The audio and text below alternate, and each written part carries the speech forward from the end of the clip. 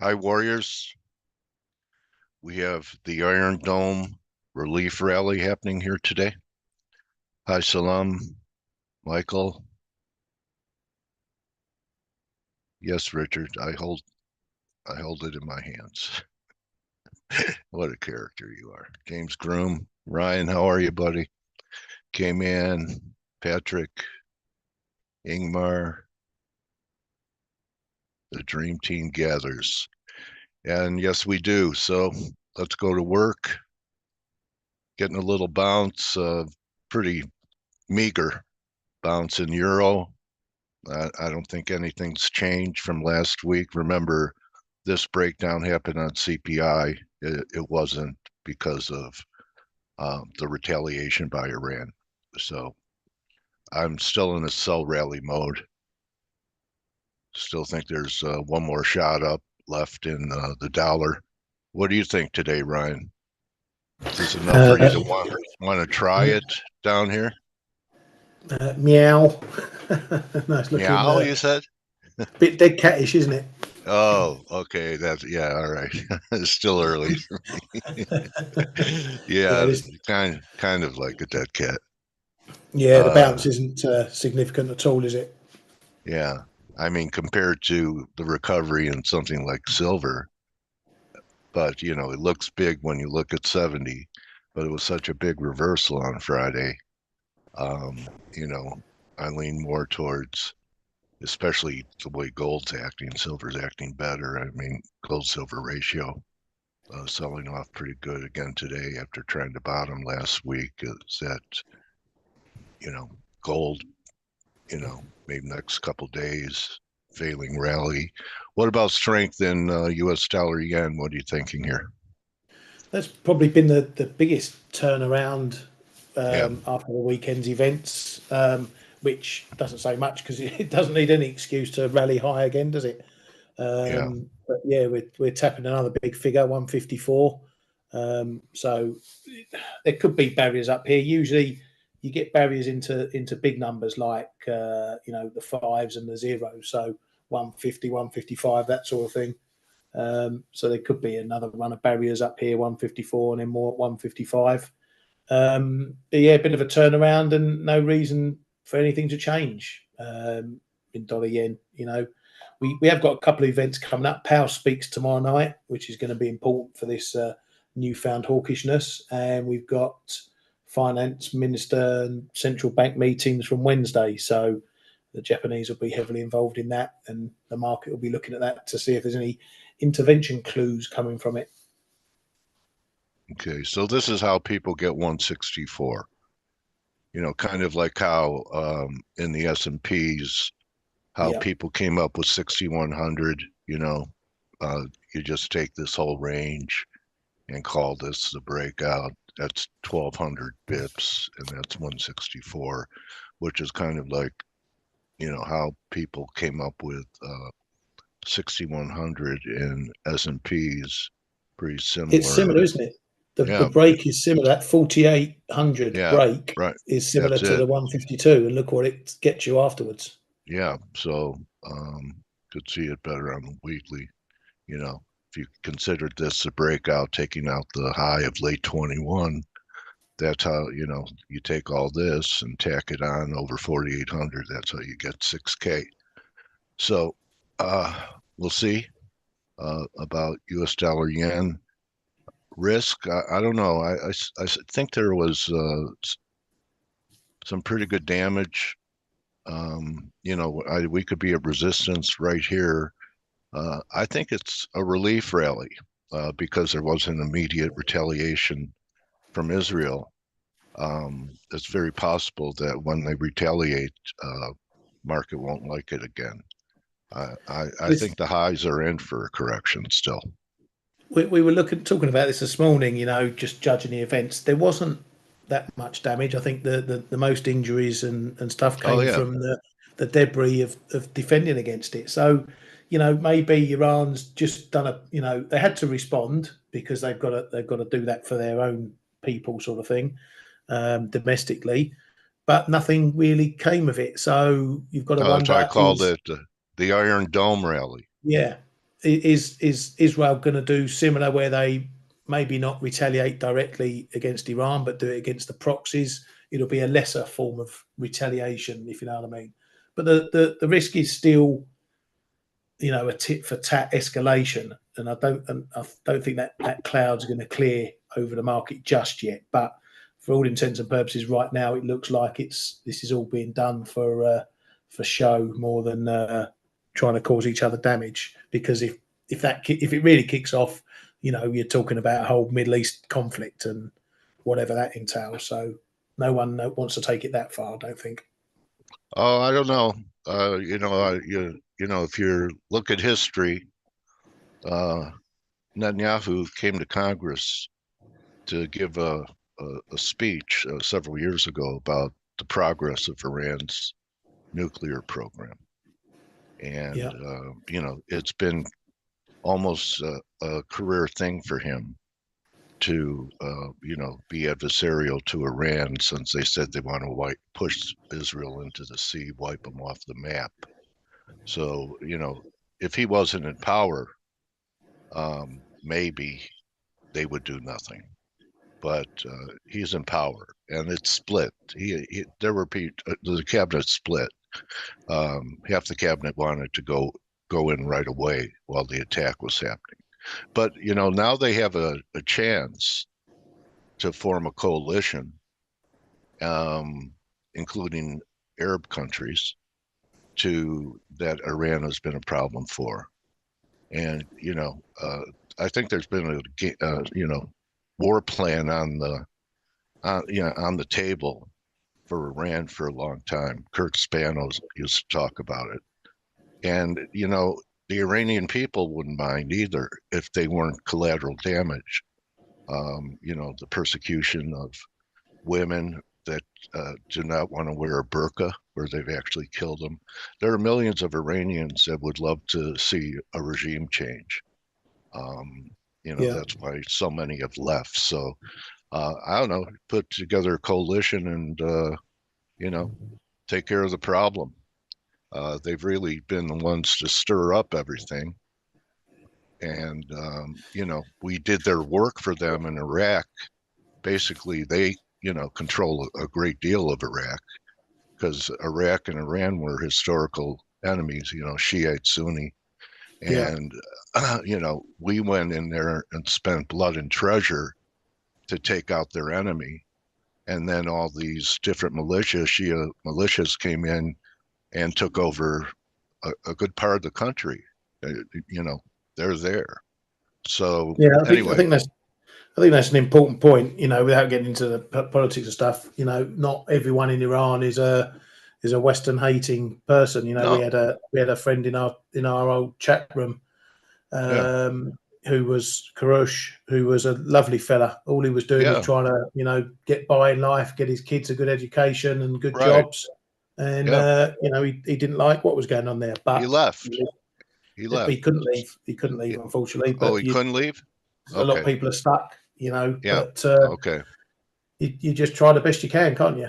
You know, yeah. Because I mean, there were hundreds of thousands in the street, after that woman was killed by the morality police. So, yeah, there's been attempted uprisings in Iran on a few different occasions. So we'll see. It's not over by a far stretch. I think that we, cross the Rubicon. So they do now have a pretext to hit them, but yeah, I believe that they want to do it with a coalition of the willing, or at least have the political support to do it. I think that's what they're working on. But yeah. And in uh, in the meantime, markets have that same goldfish mentality where something yeah, happens, it's forgotten about 5 minutes later. yeah, well, still whistling past the graveyard. Um, okay, oil didn't do much either. That's a pretty good sign. Maybe that's later in the summer. I don't know. I read something by the what's his name? I've had him here a million times. Um, the oil guy, Anas El Haji, said that Iran can't block the Strait of Hormuz is his belief. I don't know. They can make things more difficult to get through there. They took over a ship uh, before the attack, so they could interfere with shipping. And Yeah. and they probably, don't want to do that. That would be desperate because they sell 1.6 million barrels a day. Yeah. Well, that'll bring the world down on them if they do that. Yeah, yeah. And they don't want that. So what are you looking ahead to this week? Since I don't see anything off the gun here. We That got new money. we I got don't plenty see of any news. UK data this week to look at. We got jobs, inflation, retail sales, which will all be very important for the quid ahead of the next BOE. As I said, we've got power tomorrow. I think that's going to be the big event of the week because we know the market's turned hawkish, and he's either going to push back, confirm, or walk the middle line, and the market's going to react one way, either way, I think. Well, I think we're going to try the 61.8, 23.60. It's only 100 pips away. The line comes in a little lower, 23.20 or so. Could be a cascade this week. What's that? Could be a cascade this week. We get soft jobs, soft inflation, soft retail sales. We'll probably be talking about 120 by the end of the week, let alone 123. Yeah. I was looking at that because, I was, I've been talking about trying to shorten the dollar below the 107 highs. Okay. That we may not make that high and look for shorts and be wrong over 740, I think was the high. But, when I look at something like Euro, you could see how people could, come up with a target, just this range and the breakdown under 107 takes it to 103. This is 400 bips right here. Could take out the 104 low. Anyway, I'll see what happens around the 105 level is where I'll be paying attention. And Aussie, this line comes in lower than what I was originally looking for, about 3.5. This looks like, I don't know, it's going to be 270 or something like that, 250. Anyway, there should be maybe a shot to fade the dollar coming up here. And I was talking about this. You only know when looking through a rear view mirror if something is just a low or the low, or a high or the high, and that only comes from looking back. Because there could be reactions that put in temporary highs and lows. Doesn't mean that it's a big, an important one for a turning point. And that only comes later. So you try it and you don't know whether or not it's going to turn into something or just provide a bounce or a little dip. And you don't know till later what it's going to turn into. So just something to keep in mind. You never know if you have a top or a bottom. You can catch a top, a bottom, but it takes history before you know if it was it. So let's move over to K-Man. Good morning. Good morning, Dale. Good morning, everybody. What are you thinking about doing this week? Yeah. So I've still got a little bit of base dollar longs. Depending on the speed, first of all, of the dollar yen, if we rally into a rush, up to 155, I'm probably going to. I've managed a little more of my 150.5 call. So I'm very close to being fully hedged now. But now it's all about speed. And then what Ryan also said, we spoke about it on the Flow Show, a lot of data out of the UK this week. I'm going to pay very close attention to what happens in the sterling and then stuff like the Aussie, because we have the labor report as well. And I think that Powell will still try to walk a bit both ends of the white line. So we could be in for perhaps a little slower dollar market, but still remaining underpinned. I still think the dollar remains underpinned. We have the retail sales coming up in 15 minutes and then Powell tomorrow. But I'm going to pay close attention to what happens on some of those cross trades, involving the sterling and the Aussie perhaps this week. What's They're going to what's be what's a white line? well, the balance, the 0 point between hawkish and dovish. Oh, okay. Because So he's got the habit of walking both sides of the line and being very cautious. He he might acknowledge the higher prints on all the reports that we had so far, but then again, he may put something against it, like perhaps the quality of jobs or so, and trying to moderate the whole thing as he usually does, which he has been doing in a pretty good way so far. Yeah. Yeah, it just reminded me of the joke that how do you know you're in a DeLorean? It follows the white line on the highway. Anyway, all right. So, okay, Blake, it's all yours, man.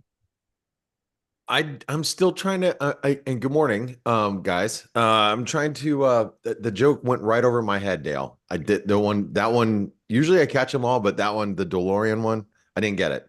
He had a lot of problems with cocaine. So it got followed the white yes. line on the highway. Yes. There you go. The guy who built the DeLorean. That's right. Right. Yeah. Okay. All right. I got it. And that was, even though I thought those cars were really cool, it's still, and from, obviously, being a 70s baby, I still think they're cool cars, but still just a wee bit ahead of my time. So, how you doing? How was your weekend? Okay. Very good. Very good.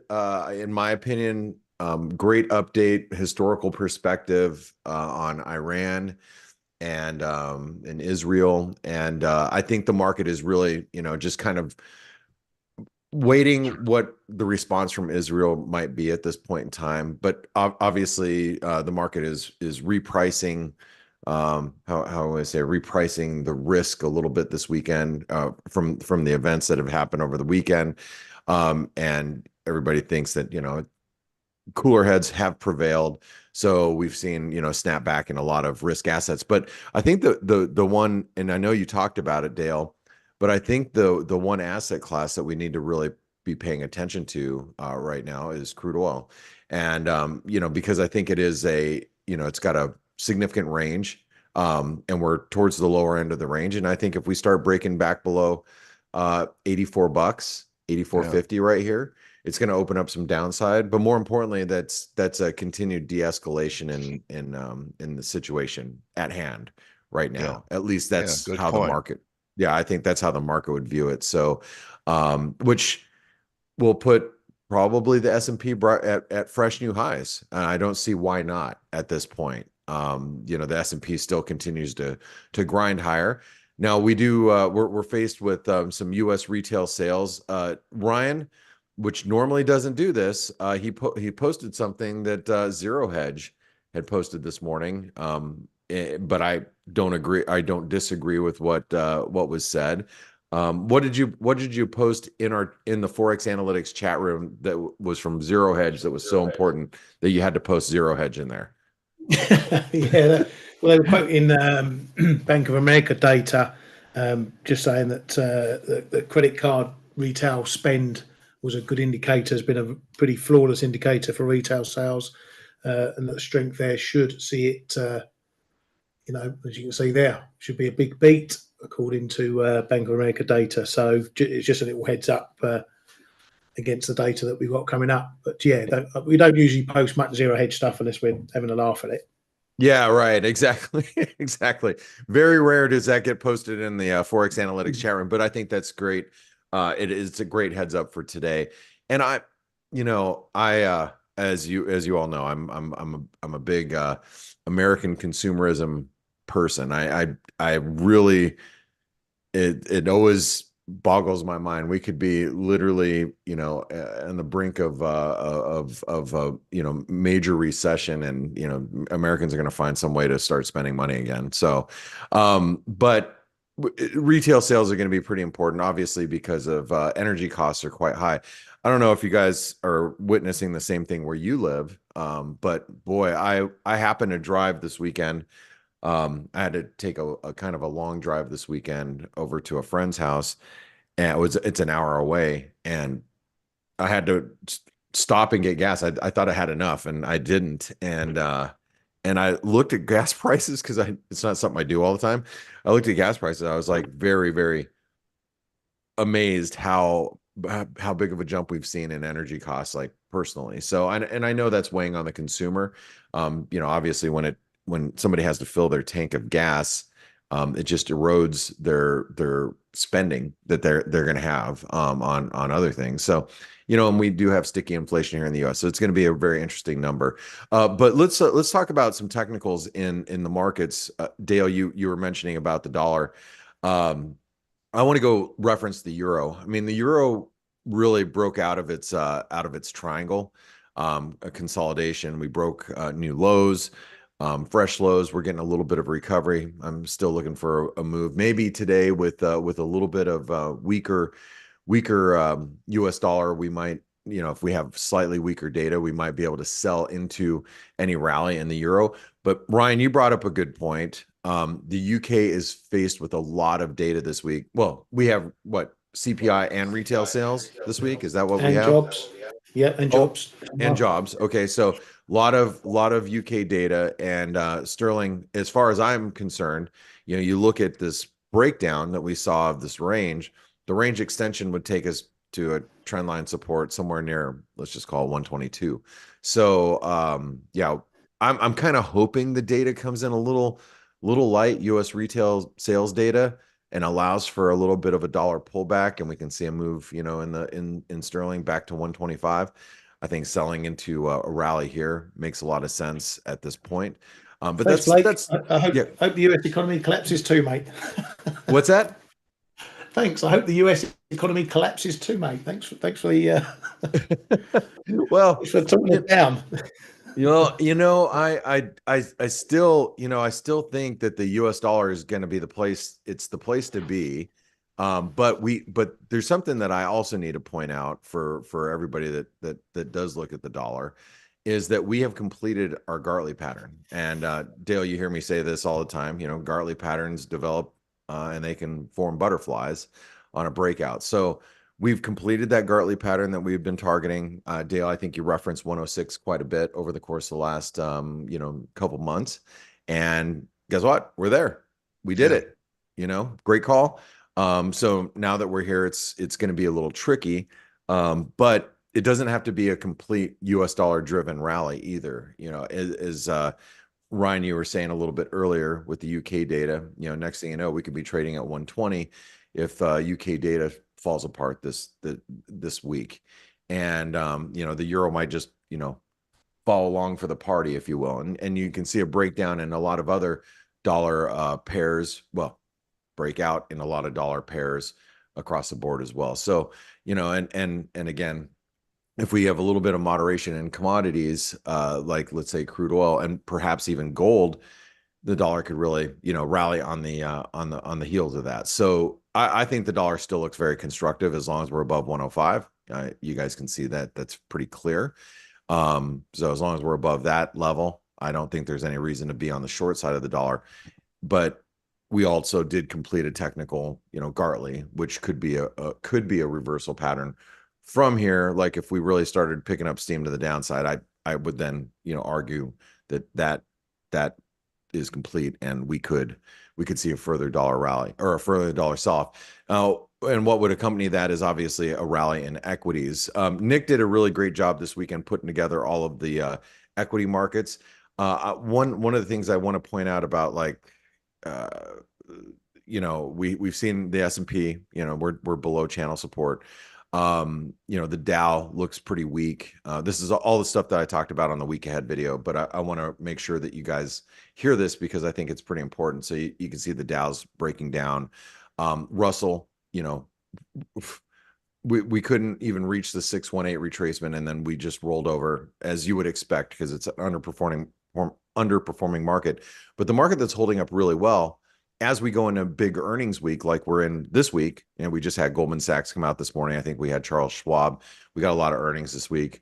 But look at the NASDAQ 100. It's still holding up fairly well at this point. And, with the NASDAQ holding up, it's hard to be really bearish risk at this point. I know we're starting to see signs of the markets of risk cracking a little bit, but you look around, even the like German DAX is still holding up pretty damn good. You know what I mean? We have a bull flag pattern that is still developing.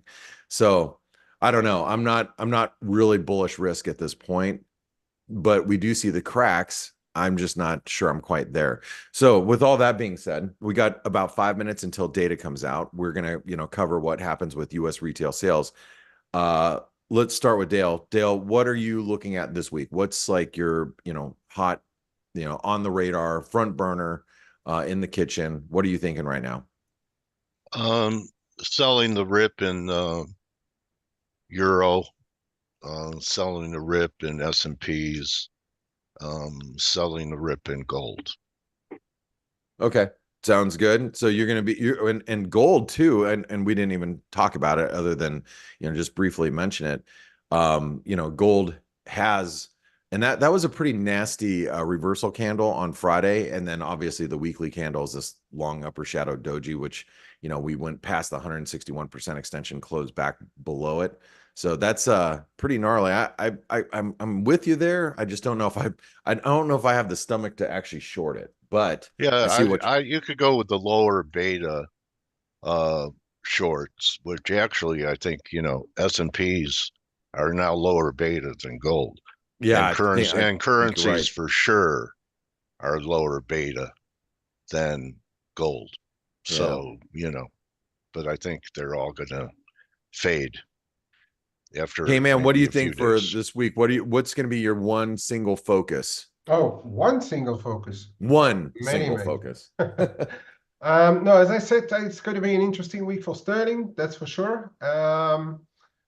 Yeah, gold. I was talking about it on the flow show too. I spoke about it in the room on Friday as well, where we were like ramping higher. I said we are at peak nervousness ahead of the weekend. I wouldn't be surprised if it loses steam, and all of a sudden, even before the weekend, it lost $100. Yeah, I think those we have to see how it's going to react in the those low 2300s, and then to me, my real focus on gold is going to be around 22.5. I think there's a very decent zone now up there, a broken channel, broken extensions, and it's now a fib of the whole move since 1985 as well.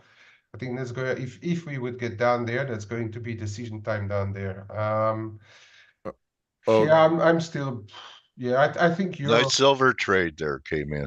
Sorry? You had a very nice silver trade. Yeah, I actually took some profits on Friday. Yeah, People in the trading nice. room, in the trades room, we'll see it. You were talking 29.5. You're going to book it. Yeah, very good call on silver. Actually, all you guys. I was the non-believer, so you guys nailed that one. Hey, we got about I'm sorry, we got about less than 2 minutes. Ryan, did you have one single focus this week? Yeah, PAL tomorrow. PAL. Okay, PAL tomorrow. He's going to be the dollar driver, right? So real quick, we got 45 seconds. We have dollar yen to the left, dollar index right in the middle. Actually, you know what? I'm going to put I'm actually going to put the S&P to the left is what I'm going to do. And then we have yields over to the right-hand side. Let's see how the market really responds to this. Here's the S&P 15-minute chart on the dollar index. There's 10-year, and here's data flash. And let's see what kind of data we get here out of the US. Zero Hedge says we're going to beat, so we're going to beat. I'm just kidding. That's very highly facetious comment there. All right. So heads up, guys, here we go.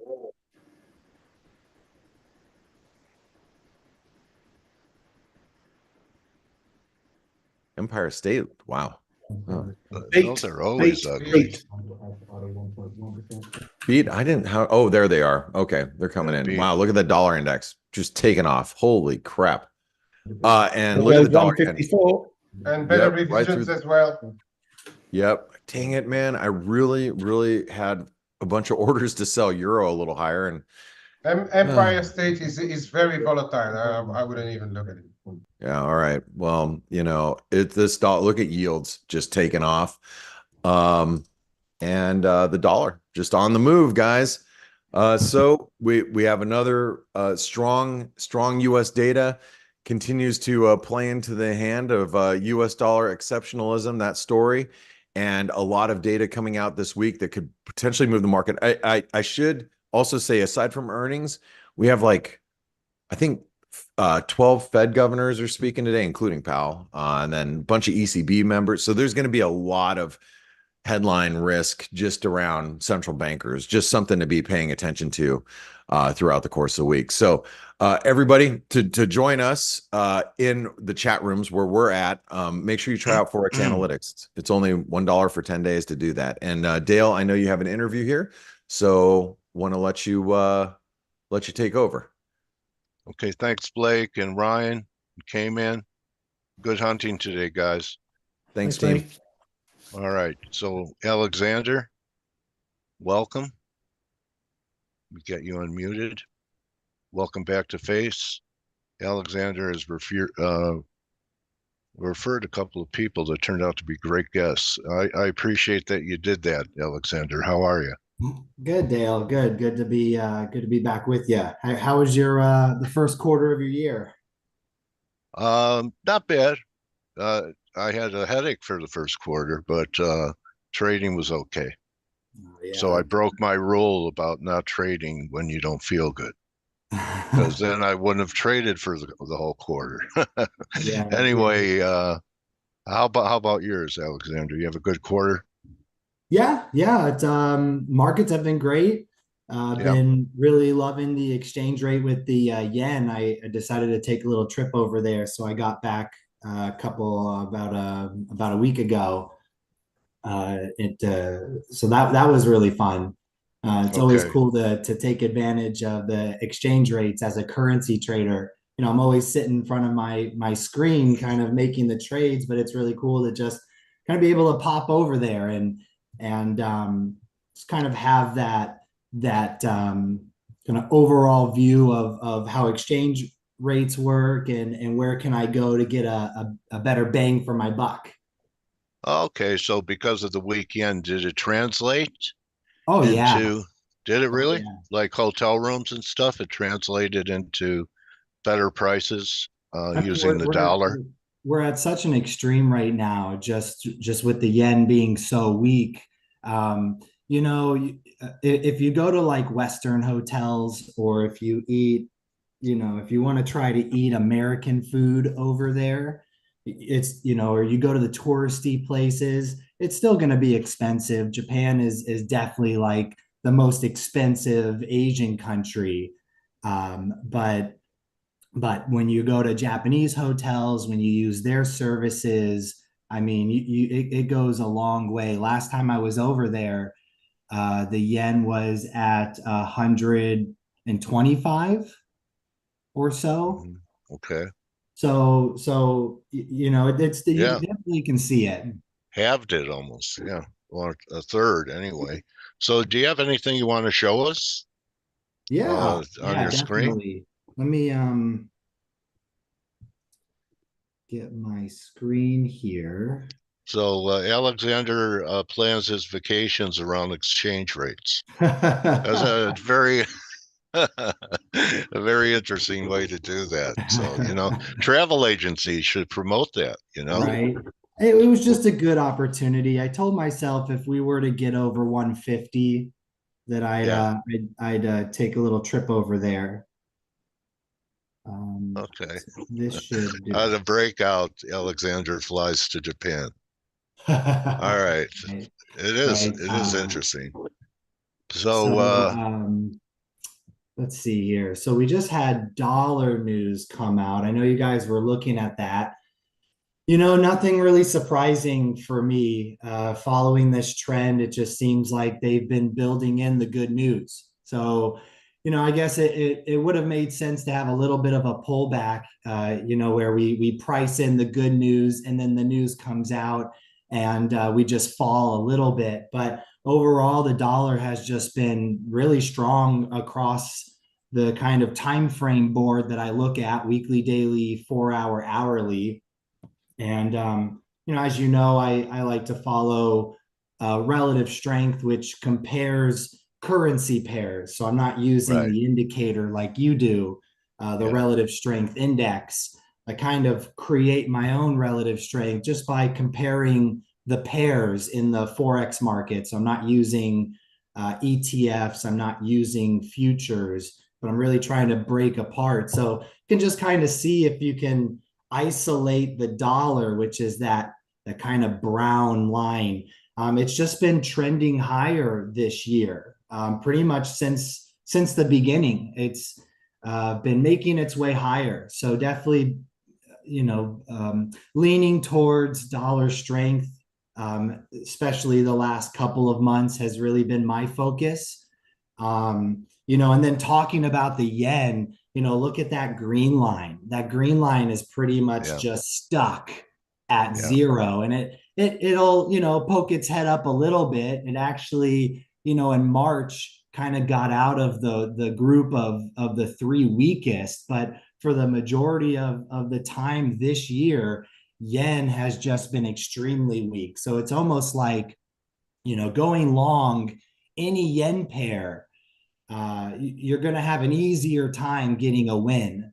Now, that being said, I prefer to pair it with something really strong. So I've been posting on Twitter lately things about pound yen, things about dollar yen, definitely. I've been kind of watching this really big cup and handle formation that has broken out.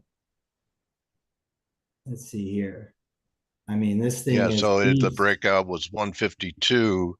So I was talking earlier in the room that it measures to 164 if you take that whole formation from 140 to 152 and consider 152 a breakout and tack on 1200 bips, which is what we had from 140. I mean, Okay. No, you're going all the way back. The cup is 124, the bottom of the cup. oh yeah. Okay, It's see, because I was 126. okay. That makes it, takes it a lot higher. I was just using the range of the handle Oh yeah. Yeah, and that was another cup and handle. You just have the inception uh, of technical yeah, patterns here. yeah. You have a fractal of the big one. Oh, I like that. it gets Yeah, even bigger. If you go to a 12 month, you'll see the inverse head and shoulders that I've been kind of playing with here. So just that really big inverse head and yeah, shoulders has kind of controlled my bias since we broke out.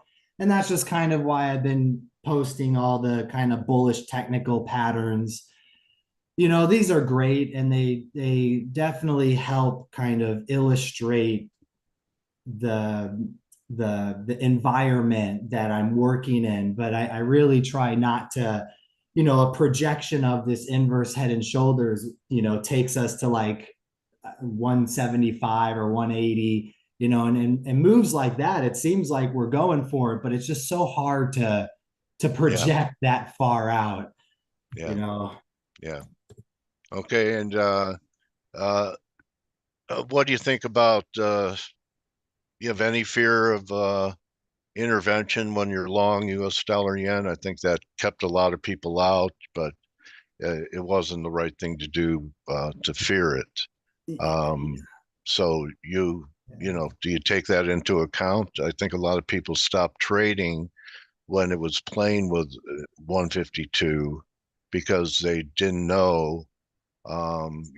They bought it if the BOJ was going to stuff them like they did last year when we Yeah, had that pretty good sell-off last year. I mean, I guess you always have chance of intervention with the BOJ. You know, it seems like they always have their hands in it. For me, I just don't, I just discount all of that. You know, as a Okay. trend trader, I'm really just focused on the visual trend. You can see even just on the weekly chart. But, you know, if we go pretty much any time frame, whether it's the daily, you know, as you get smaller, they get choppy. But, you know, you look across the time frames, and all the time frames are up. So for me, it's just about, you know, seeing the opportunities and just, you know, trying to manage the risk. I'm not on a 5-minute chart. You know, Right. I trade, you know, 1 hour time frames and above, primarily like 4 hour or even daily. So when it comes to intervention, I just don't really have the fear like I would if I was trading a 5-minute chart. You know, Okay. they'll blow your pants off if you get caught up on a 5-minute chart. But you know, I'm really big time frame. I don't really worry too much about the news. Uh, you know, even in just my experience, going with the trend, the news tends to help me more than hurt me. Great You know, point. any kind of adverse moves created by the news are typically just a jerk in a bigger trend that will take me to an entry point anyway. You know, I like to do a lot of supply and demand trading, so Right. I have to wait. You know, my setup forms, and then I have to wait for price to get back to like an area like this. So a Right. lot of times it's that drop is made by news or the equity market reacting a certain way because the yen is highly correlated with equities as a risk on risk off kind of thing. So Okay. I hear you, and I get a lot of people on my Twitter when I post about dollar yen or just yen in general, how well they're staying out of it because of this or that, or maybe even shorting it. And as you were saying, you know, that's just not the right position. And sentiment has shown us. Let's see if I can. I want to ask you, Alex, you're so relaxed. I just have a hunch that you use reduced leverage. Oh yeah, yeah. Yeah. If you want to stay in this game, as you know, you can't go swinging for the fences. I have I manage my risk by position sizing. Okay. Definitely, you know, in my view, right under psychology is money management, Yeah. and I almost could just throw away the technicals. In my Okay. view, you know, Okay. heads you're right, tails you're wrong. You know, as long as when you're wrong you lose one, and when you're right you win three, or some kind of multiple. You know, you just put yourself in a better position. So I can withstand a lot of the Yeah. whipsaws because of that.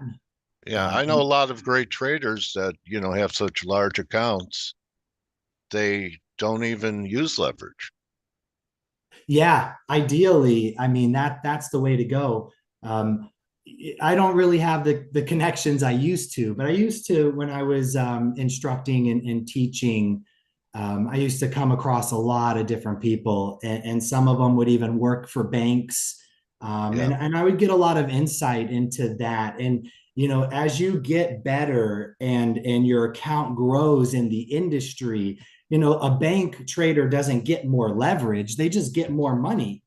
You Right. know, these big traders, as you're saying, they're not leveraging, and if they can, zero leverage is going to be the best. It's just, you know, it's so difficult for most people, and especially those typically going to the forex market, To get because a rich. lot of people come to the forex market because, oh, I can get, you know, 500 to 1 leverage from Yeah. this broker in Cyprus, so I'm going to sign up for them.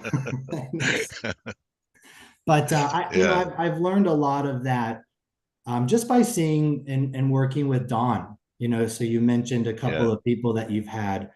Yeah. You know, he's been a really big mentor for me over the years. I probably met him around 2010 when I was just a nobody, and I still am a nobody. But I was just starting out with trading, and just kind of seeing how he works in the market and how Yeah, he's relaxed he is. very big into seasonals.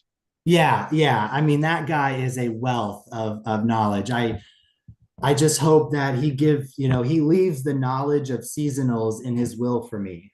Yeah. All Because right. he Well, but back to the calmness, I really learned a lot about that from him. okay. Keeping the position size small, living to trade another day, and Right. just looking to kind Yeah, of well, run the trade. it's like buying a stock. You don't know people don't margin every stock they're in. They pay for it.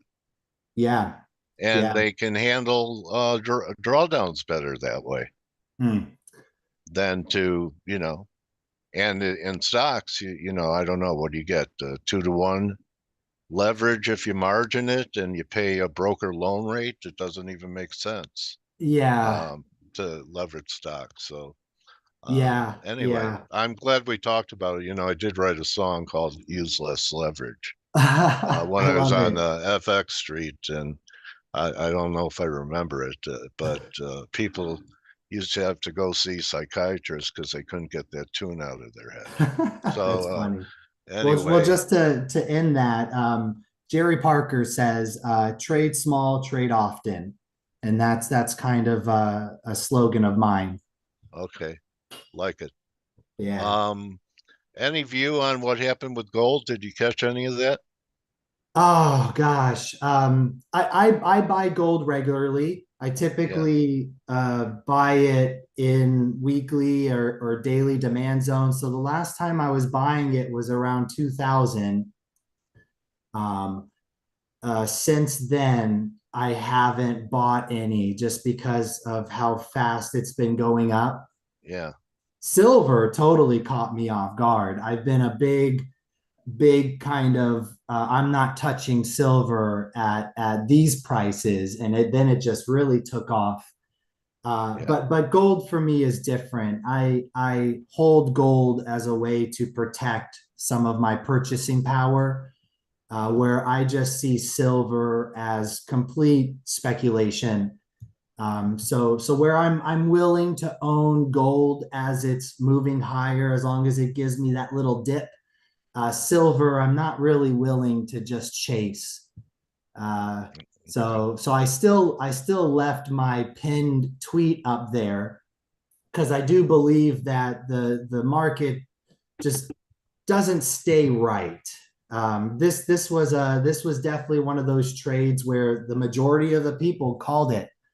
Everyone was trying to go long, and typically going long into highs just doesn't work out like all the other times. People are Yeah. saying, "Oh, the momentum's building this, and silver is about to break out that." So, kind of like, "Oh, shucks." That would have been a nice trade, but honestly, I was waiting for this star, and we just never got there. So silver, I've been left in the dust. Gold, I've been buying slowly. Nothing really physical though. I haven't bought physical since around 1700. So Okay. recently or lately, I've been using Kinesis. Yeah. And they use blockchain. They use blockchain to digitize gold, basically. Oh. Yeah, it's Oh. it's a neat company. You should definitely check it out. They pay a yield in gold, and the yield is debt free based on the fees of those engaging in the network. So if you buy or sell these gold tokens, it generates a fee for Kinesis. Well, Kinesis takes a portion of their fees every month and distributes it as like a holder's yield, if Oh. you will. Um, Interesting.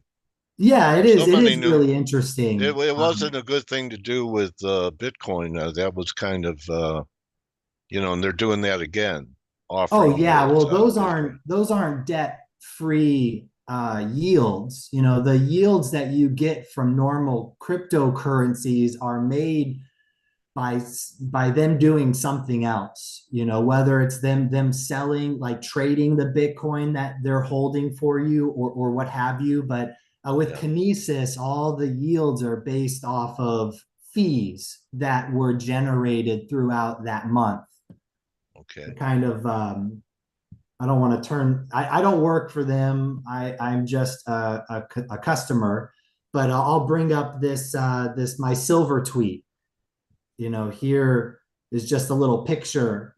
So they're called KAU. And I basically just posted this saying, you know, I'll buy gold, but I'm not buying any silver. So I don't want to hide that fact. We'll see what happens, but unless it gets down to that star, at least for right now, I'm still not. I'm telling you, man, look at Alexander's picture. Doesn't he look like a game show host? Yeah. I'm kind of reclusive. I like to hide behind pictures. So growing up, I used to watch a lot of Jeopardy with my grandma. Okay. And so I mean, he's a good looking guy too. Wears a suit. Oh, I don't know if I could do, I can't get with the tie. But I have my suspenders on right now. All right. So any comment on the stock market, which went parabolic, and Bitcoin that went parabolic? Any views, or just stay with the trend? You know, with the equity market, I typically focus on higher valued, like dividend paying stocks. So I'm not really, I don't really typically look at the index a whole lot, other than just to get a quick kind of trend gauge. Like I was saying, the yen is very correlated with the equity market. So as the equities go higher, we're kind of in a risk appetite, and that will help weaken the yen. So really just kind of looking at this, you know, I would be just layering on more information with the yen. You know, I believe the yen is going to continue to weaken over time. It's going to have its little fluctuations, just as the equity market's going to have. But I see like those major yen trends, the weakness in the yen, just to remain overall. And then I'm going to be focusing on the stronger currencies paired with that, like CAD yen. CAD yen has been a really good just trend overall. You can see it's already recovering from its little dip that it had. So where a lot of the other yen pairs had a bigger push lower, the CAD yen was just able to stay within its range. Rock. So very bullish CAD yen, very bullish dollar yen, some non-yen pairs. I've been looking at pound New Zealand. So we just broke out of this inverse head and shoulders. And if you kind of like step back on the weekly chart, you'll see like there's like a monthly uptrend, you know, just looking at the bigger zigzag. So we have this inverse head and shoulders breakout, nice little hammer here.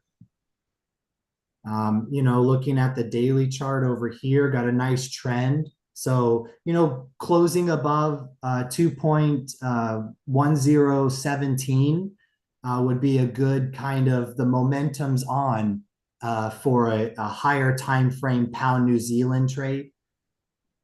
Okay. All right. What else? Pound stronger than the commodity currencies. Yeah, pound has been a just kind of a leading force. If you kind of look at the chart again, you'll see pound has just kind of stayed in the group of the three strongest currencies. Yeah. So definitely looking at pound to buy, euro and dollar. Not a big fan of euro dollar. You know, notice how both currencies are kind of the strong currencies at the moment. Big fan of shorting New Zealand dollar. I really, really like New Zealand dollar. And it probably has already broken down just because of the news. So we're getting some volatility here, not a lot of follow through, but this daily chart here. Yeah, I see the wick bottom left.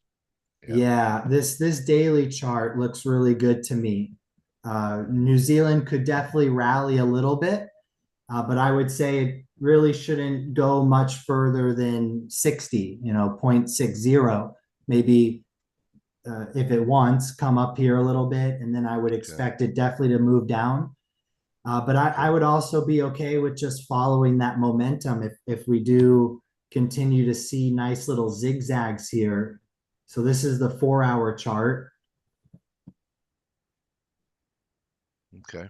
I wouldn't really want to go short just now on the 4-hour. Kiwi's weaker than Aussie. Yeah, It's already making those yeah. lows. Okay. Yeah, and that's typically the case. New Zealand with less liquidity seems to go to the extremes a lot faster. So New People Zealand drinking will less milk. whipsaw. What's Maybe up? people are drinking less milk. Isn't that Maybe. one of their major exports? Well, oh yeah. I mean, do you Milk. follow that? No, I don't. But it's just what I think. There's less milk demand.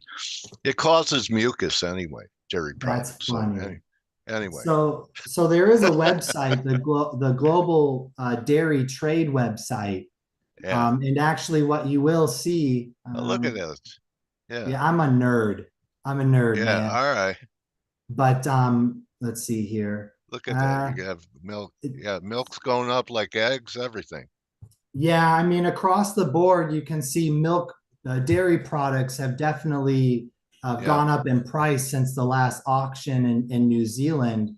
Going up, in aggregate 2.8% for what was the last?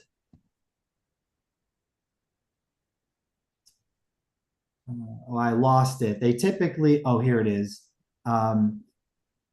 So the next auction's actually tomorrow. So they had this auction here that they're showing the 2.8% increase.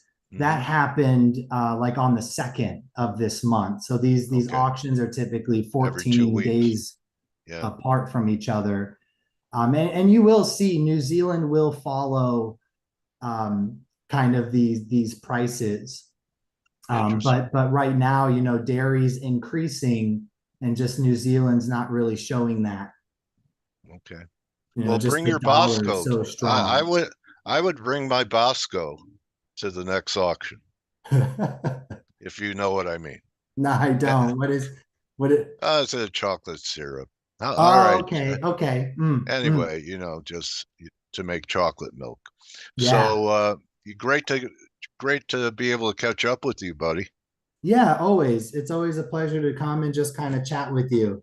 I know we do relative strength a little bit differently, but really just trying to find the trend, go with the kind of swim downstream.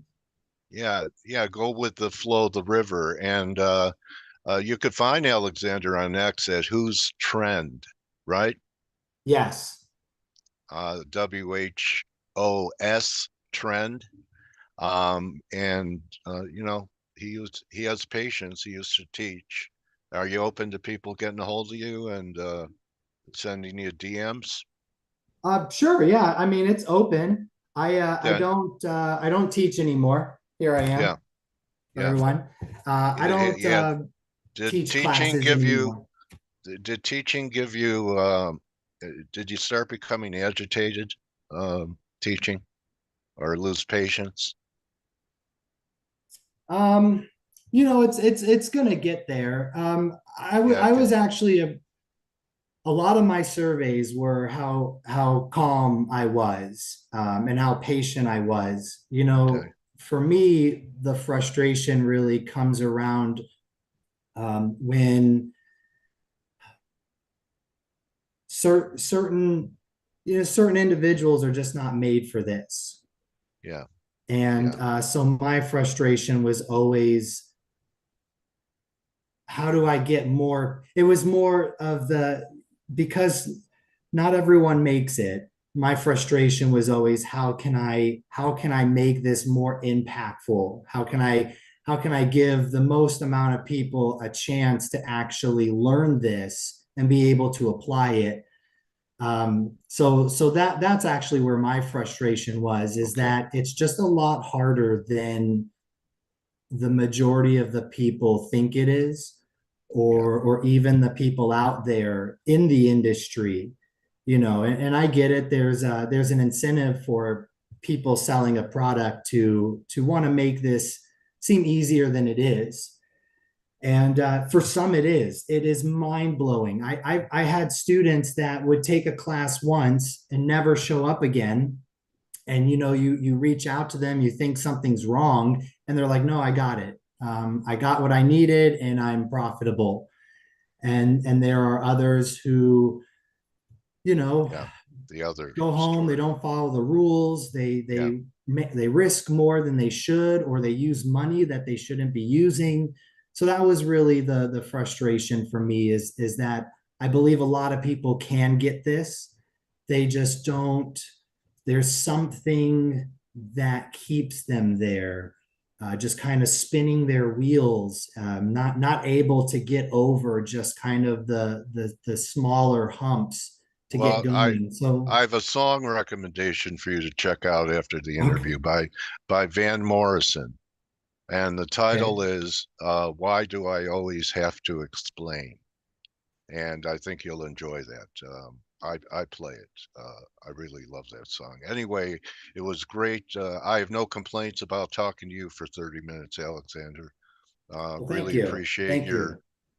and the people who took that poll are right. You have a great temperament and demeanor to be able to talk about this without, a lot of guys sound like hucksters. So appreciate you coming in. You've been coming in for a while. I want to thank you for edifying our community Thanks, Dale. with Thanks your for having me. with your Hope to see you personal again. experience. Okay, Alexander Perna, everyone, and follow him on X at Who's Trend. And that's a wrap. You could join the team in about 14 minutes on the Morning Edge. Remember, don't just count your pips, count your blessings. And I'll see everyone for Turnaround Tuesday. People are thanking you, Alexander. So, Thank you. all right, and It's been that's a a wrap. pleasure. Yeah, adios, everyone. Good hunting.